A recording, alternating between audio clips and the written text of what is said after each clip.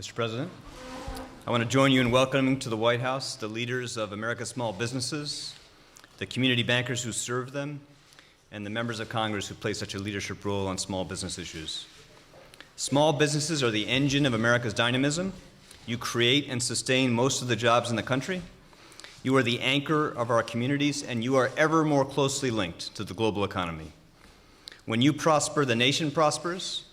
And when the national economy is hurting, you bear that burden heavily, but you will lead us out of this.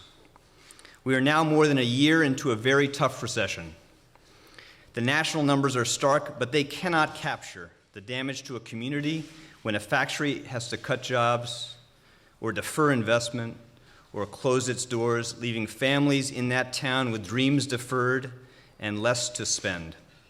The national numbers cannot capture the dashed hopes of the innovator who has thrown everything into an enterprise only to watch it fail for lack of orders or credit.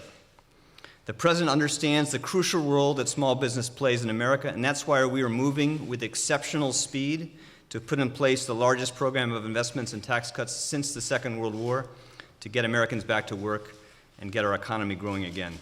That's why we've launched a very substantial program to get credit flowing again and to address the nation's housing crisis. That's why the recovery plan and the President's budget includes additional targeted programs for small businesses. These programs include a provision that nearly doubles to $250,000 the amount of new capital investment you can write off on your taxes. It includes provisions that reduce and then altogether eliminate capital gains taxes on the sale of stock in small businesses, a commitment to make health insurance more affordable for small businesses by providing refundable tax credits. And today, the IRS will announce that small businesses will now be able to carry back their operating losses 5 instead of the usual 2 years in order to increase your cash flow.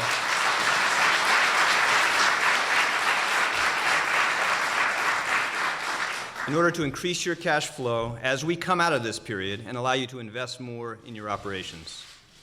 Now, the President's going to outline a program of additional actions in a few minutes, but before he does that, and before I introduce our speakers, I want to deliver a clear message to our nation's banks. Across this country, thousands of small businesses are finding it harder to get the credit necessary to stay in business. Credit is essential to economic recovery, and we need our nation's banks to go the extra mile in keeping credit lines in place on reasonable terms for viable businesses.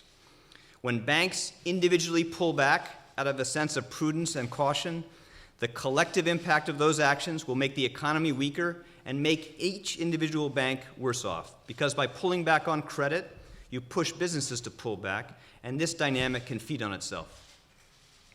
The government of the United States has put in place extraordinary protections for the banking system so that banks can continue to benefit from low-cost funds, so that they have access to the liquidity and capital they need. And we need you to put that assistance to work for the American economy. Many banks in this country took too much risk, but the risk now to the economy is that you will take too little risk. As part of the President's commitment to increase transparency and accountability, I'm asking for new reporting requirements on small business lending. We will require the top 21 banks, the largest 21 banks in the country that are receiving financial assistance from the government, to include small business loans in their monthly reports. And today, I am asking our bank regulators to call for quarterly reporting of small business loans so that we can carefully monitor the degree of credit that is flowing to our nation's enterprises and small business owners.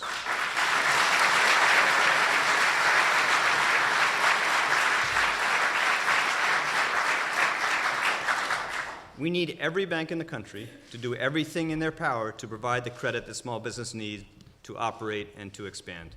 You banks need to make the extra effort to make sure that good loans are getting to creditworthy small businesses in order to serve the larger public good of moving this nation to recovery. And given the role that many banks played in causing this crisis, you bear a special responsibility for helping America get out of it. Now, I want to introduce Cynthia Blankenship, the President of Bank of the West, and I want you to hear from her what it's going to take to address the challenges to community banks and small businesses, not just in Grapevine, Texas, but in communities across the country. Thank you. Thank you.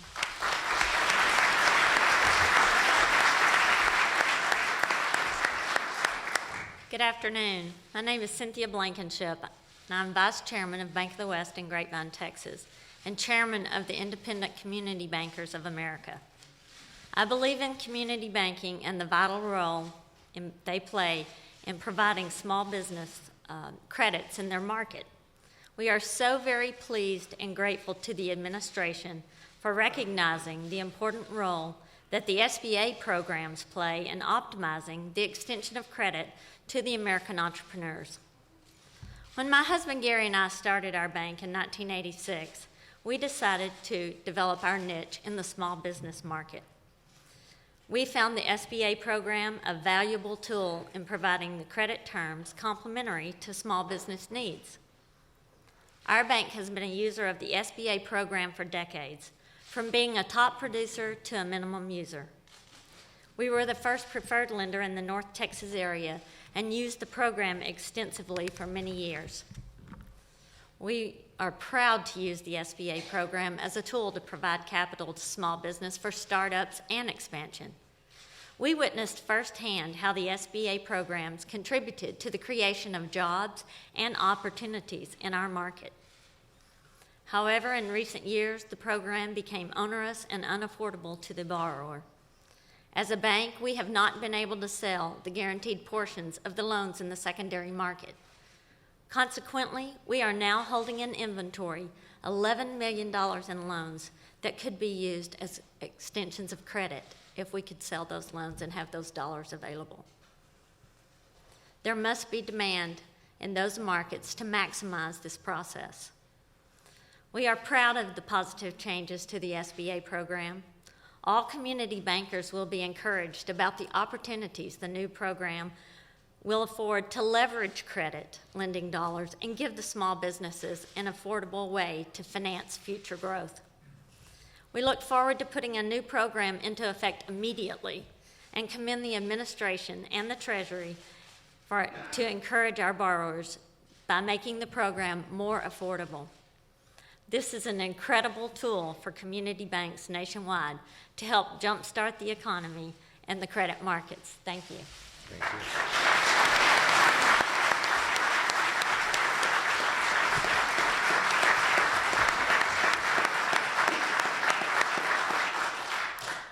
Good afternoon.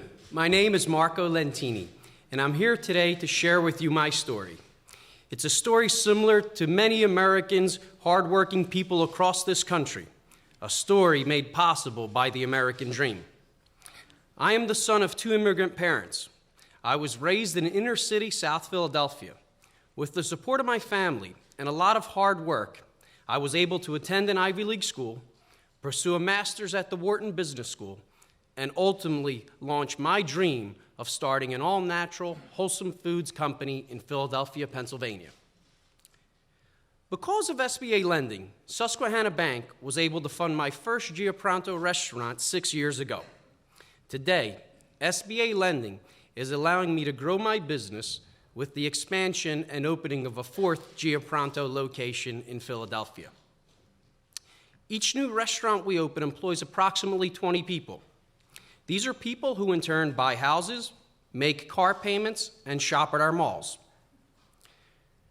President Obama's new economic stimulus plan, including specific measures waiving small business loan fees, will provide a direct, measurable impact on our business by allowing us to invest in training our people, providing additional working capital, and also help fund future expansions. So, it is now with great honor and pride that I introduce to you our President of the United States of America, someone who is truly and unquestionably a president of the people, President Barack Obama. Thank you, Mr. President. Thank you. Thank you. Thank you so much. Thank you. Thank you so much. Please, everybody, have a seat. Thank you very much. First of all, Marco, thank you for the wonderful introduction. I don't know if people heard properly here, but this is a all-natural health food restaurant in Philly. So I asked him what was the equivalent at his shop for a cheesesteak. and he described for me, what was it, a chicken? It's our chicken Italiano. It's a chicken cutlet, spinach Florentine, sharp provolone, all on an Italian ciabatta bread. Right. So I wanted to know if there was whiz on that. And he said no. But Marco is an example of what small business is all about. And I think Cynthia is an example of what community banks are doing all across the country, partnering with small businesses in order to create jobs and opportunity and entrepreneurship that's been the driving force in our economy for so very long. So I thank all of you, particularly the small businesses and community bankers who are here today, and I thank the two of you as well as some of the other entrepreneurs that we met and bankers that we met before this public event. Thank you for sharing your stories. I also want to thank the chair and ranking member of the Senate Committee on Small Business and Entrepreneurship, Senators Mary Landrieu and Olympia Snowe. Please give them a big round of applause.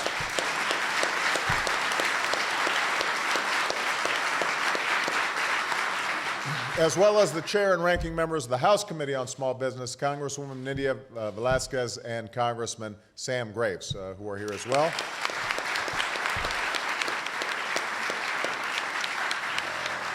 I want to thank them publicly for being here, but also so much of the good work that our proposals today are building on has to do with the vigilance that they've shown on their committee. So we very much appreciate that.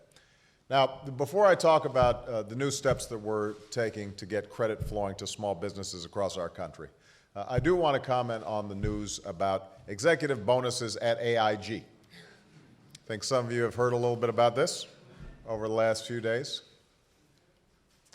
This is a corporation that finds itself in financial distress due to recklessness and greed. Under these circumstances, it's hard to understand how derivative traders at AIG warranted any bonuses, much less $165 million in extra pay. I mean, how do they justify this outrage to the taxpayers who are keeping the company afloat? In the last 6 months, AIG has received substantial sums from the U.S. Treasury. And I've asked Secretary Geithner to use that leverage and pursue every single legal avenue to block these bonuses and make the American taxpayers whole.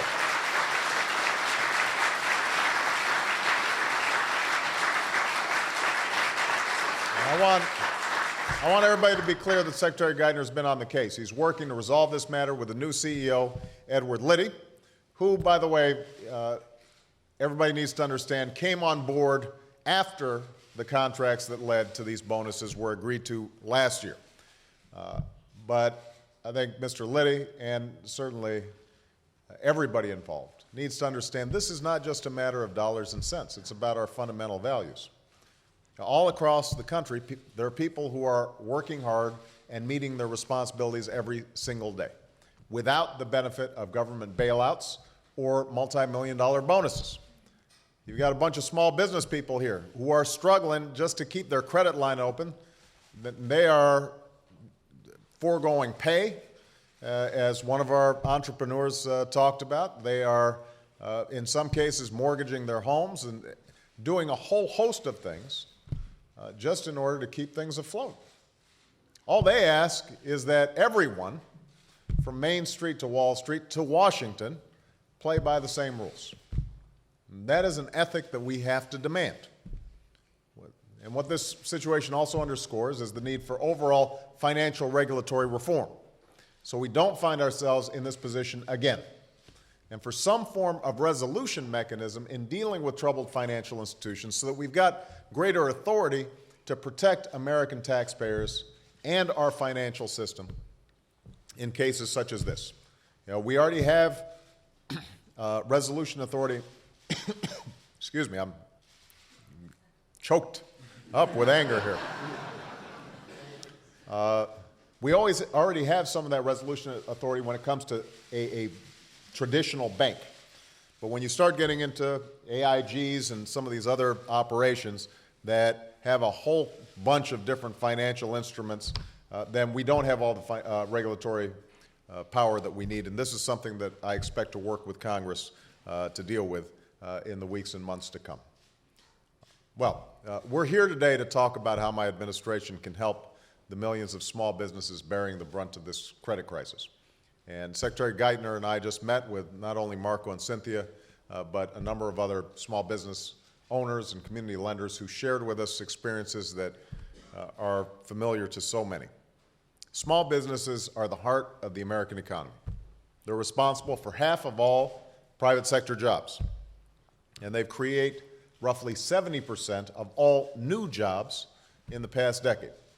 So small businesses are not only job generators, they're also at the heart of the American dream. After all, these are businesses born in family meetings around kitchen tables. They're born when a worker takes a chance on her desire to be her own boss. They're born when a part-time inventor becomes a full-time entrepreneur, or when somebody sees a product that could be better, or a service that could be smarter, and they think, well, why not me? Let me try it. Let me take my shot.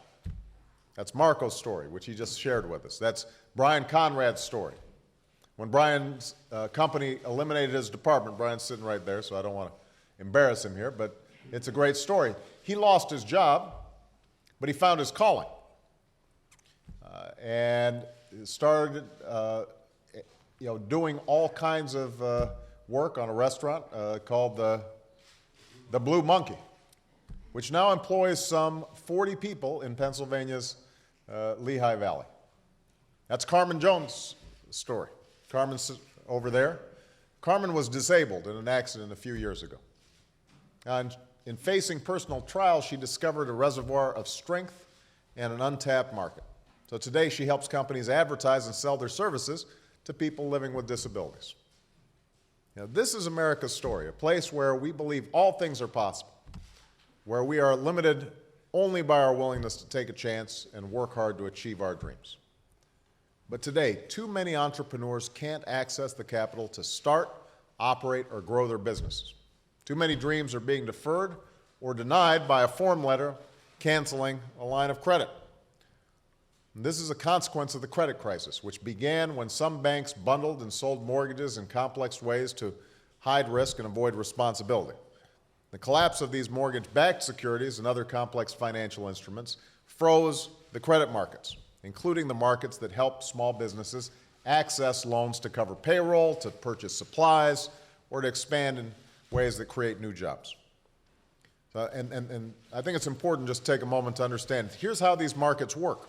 A community bank, like the one run by Cynthia, offers an entrepreneur like Marco a loan to open up a restaurant. Before this crisis, Cynthia had two options. Her bank could hold the loan and receive regular payments from Marco as he pays back the amount that he borrowed plus interest. But another option was the bank could also sell part of the loan as an asset to a larger bank or to an investor. And that means that her bank could then use these new funds for more business loans and auto loans and home loans and student loans. That's why this secondary market, Cynthia's ability to resell loans, is so important. It means banks can offer small businesses and families more credit because the bank has more money on hand. If Cynthia could get that $11 million of SBA loans that she currently holds in her portfolio, if she can get that into the secondary market, that's now $11 million that she can make work back in her community. Today, unfortunately, there aren't nearly as many secondary buyers for these kinds of loans, even when they're guaranteed by the Small Business Administration. So, community banks cannot bring in the funds necessary to provide as many loans. And as a result, we've seen a precipitous drop in lending to small business. The SBA typically guarantees $20 billion in loans annually, but this year lending may fall below $10 billion. Even businesses with impeccable credit can't access loans.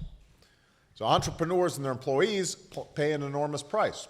But the whole country pays a price as well, because less lending leads to fewer jobs and lower spending, which leads to less lending, a vicious cycle that delays our recovery.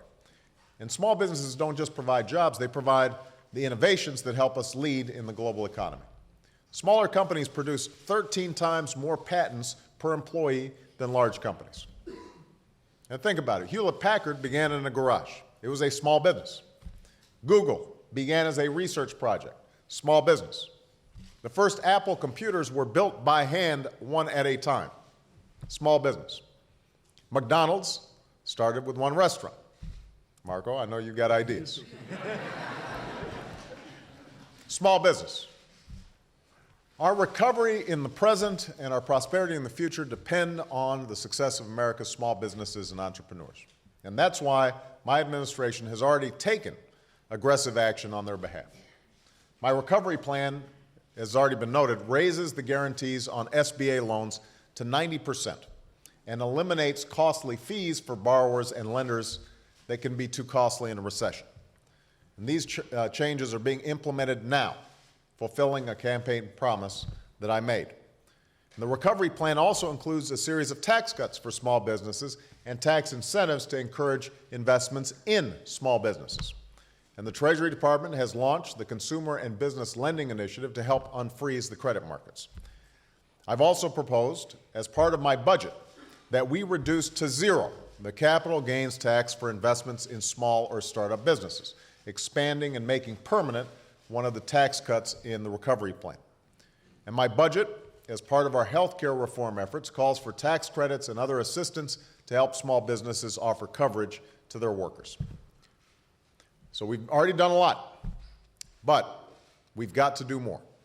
And none of these steps will be effective unless we unlock the credit markets that are denying small businesses the loans they need to grow. Therefore, as part of my financial stability plan, the Treasury Department will begin purchasing up to $15 billion of SBA loans through the Troubled Asset Relief Program, or TARP. We will immediately unfreeze the secondary market for SBA loans and increase the liquidity of community banks. Cynthia's bank is going to be able to sell those $11 million in loans so that she's got more money to lend.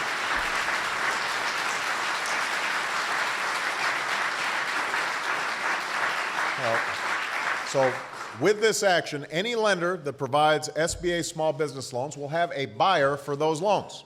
And in turn, community banks will no longer have to choose between providing loans to credit-worthy small businesses and maintaining the required capital and liquidity. Now, this plan is the latest step, but by no means the last step in our ongoing efforts to stabilize the financial markets on behalf of businesses and consumers. We'll be outlining further steps on behalf of small businesses in the weeks and months ahead. And we will continue to do whatever is necessary to lead this economy out of recession and lay the foundation for long-term prosperity. That's what the small business owners in this room expect us to do. They're folks like John Wilson, the president and part owner of a small business in Raleigh, North Carolina. He wrote to me a few weeks ago and participated in the meeting we just held. And John's business, NC Design Group, sells cabinets and interior design services. And not surprisingly, it's been a tough year. Sales have fallen by half. And keep in mind, John had previously doubled what had started off as a very small business to the point where he's providing a living for, it was up to 48 people. And John did all that he could to save loans. The owners, including John, have taken no compensation. But they had to reduce the size of their company from 48 employees to 34. And John just told the group of us that he personally took the time to speak to each and every person that he had to lay off. And I don't think he minds me sharing that he cried each time he did it, because it's a hard thing when somebody's working hard and committed to helping you build your business, you having to lay them off. And now, even though they've never been late on a payment to the bank, they're having trouble keeping a credit line. It's putting his small business and the 34 jobs left in jeopardy. Now, John's not looking for a handout. He's looking for the opportunity to succeed. And he said it best himself in his letter. And I'm quoting from the letter here. Small business people are incredibly resilient and resourceful, given half a chance, he said. But we need the chance. Well, I want to say to John and to every American running a small business or hoping to run a small business one day, you deserve a chance. America needs you to have that chance. And as president, I will continue to do everything in my power to ensure that you have the opportunity to contribute to your community, to our economy, and to the future of the United States of America. Thank you, everybody. Thank you.